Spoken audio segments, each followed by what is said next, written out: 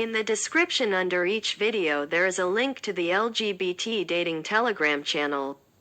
Subscribe and find your other half in life. Pav Alexa. Carla Estrabao. I was staring at those pictures for hours, trying to understand what Lauren saw in that woman. A stripper? Lauren was involved with a stripper? At what level have we reached, Yaregui? I thought to myself. I picked up one of the pictures where Carla, like she was called, was sitting in a chair on stage. No one would deny that the woman was simply divine. She had a body that envied any woman, her hair was dark and wavy, and she always wore a mask in order to hide her true identity. I would give my life to know who hid behind that mask. Something told me that it wouldn't be hard to find out. I knew that woman from somewhere. Her name is really this one? -1 asked Kellen, who stared at me in a tedious way. We had scheduled to meet up for coffee that afternoon. In exchange for money and revenge, the woman would give me information about the stripper. Yes, since I know her, she goes by the name Carla Estrabao. You don't know where she lives? Or with whom she associates with? I don't know, okay? We don't know one another. Carla and I hate each other. Well, find out. I need decent information. I said, angry. Go to Imperium tomorrow, it's the day she dances. I can't risk it, Lauren surely will be there. Yes, Lauren doesn't miss a performance. That's why I need you to get more information. I already gave you all the information I have. I won't go after what doesn't interest me. The only thing you need to know is that your wife is bewitched by this woman. Kellen said, pointing to one of the pictures of the stripper on the table. She took your place? What? Carla, she took your place inside Imperium, right? How do you know that? You are very predictable, Kellen. Envy is plastered all over your face. How dare you say that I have envy of that slut? Her voice tone changed. I am just being realistic. You don't know of absolutely anything.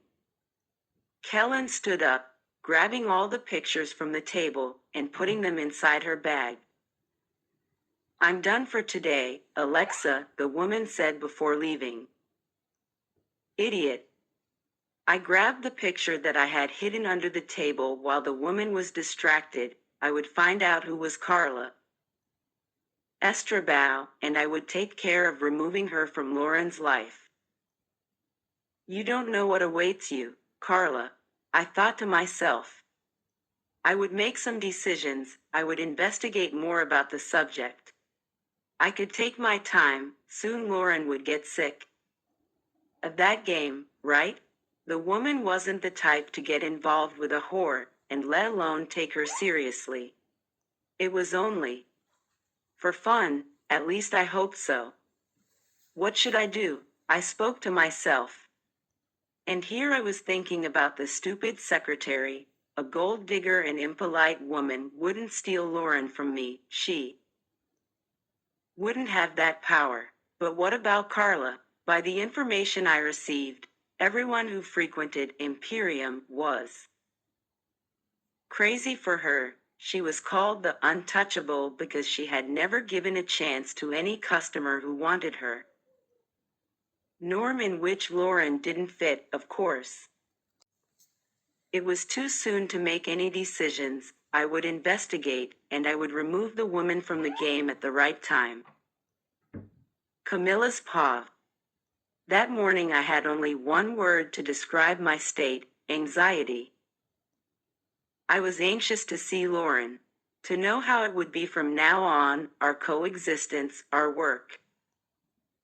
God, everything was so complicated. I arrived earlier than usual. Dinah and Allie didn't understand why. I was already inside the Yaregui's industry vicinity.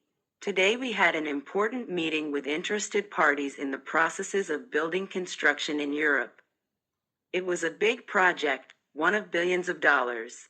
Lauren, according to the latest researches, was one of the richest women of the United States. It was no wonder, of course, Lauren was an expert in business. I don't know why we came earlier. Dinah grumbled, entering the elevator. We have an important meeting, Jane. Stop complaining, I spoke.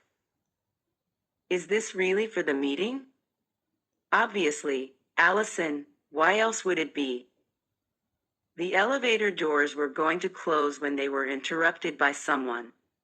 I stared at the person who put one of the hands between the sensors of the door that opened, making room for her to enter. My breathing stopped. Because of this, I heard Allie say. Lauren stepped into the elevator, staring at me with an intriguing expression. The corner of her mouth curved into a smirk. Good morning, ladies, she said, looking fixedly at me. Good morning, ma'am, Allie and Dinah said in harmony. And I only stared at her, keeping within me the urge I had to kiss her. Lauren was great at disguising, even being sure that my two best friends knew about us. The woman preferred to pretend that nothing happened. Aren't you going to give me a good morning, Miss Cabello? I smiled at the woman who stared at me, and that traveled her eyes down my body from head to toe. Good morning, Miss Yaregui. Lauren shrugged with a mischievous look. Her iris was in a dark and mysterious tone. Much better now, Lauren spoke, staring fixedly at my lips. It was noticeable by kilometers away that there was something between us. We stared at each other without any shame, practically eating each other with our eyes. Lauren placed one of her hands on my back, right above my butt. My breathing stopped. Dinah cleared her throat a few times, trying to get our attention. Camilla, you need to pick up the reports that I made. You will need them for the meeting this morning. Dinah spoke, diverting my attention from the woman beside me. You are right, I'll pick it up now. I have to get everything ready before it starts. The elevator doors opened on the floor where Allie and Dinah worked. Both of them got out, waiting for me outside. In the moment I was walking out of the elevator, I felt Lauren's hand hold one of my arms. Miss Cabello, you can pick it up after. I need you right now, she practically ordered. Dinah and Allie exchanged an accomplice look. You don't mind, right, ladies? Lauren asked arrogantly. Not at all, ma'am. Lauren stared at me like a predator.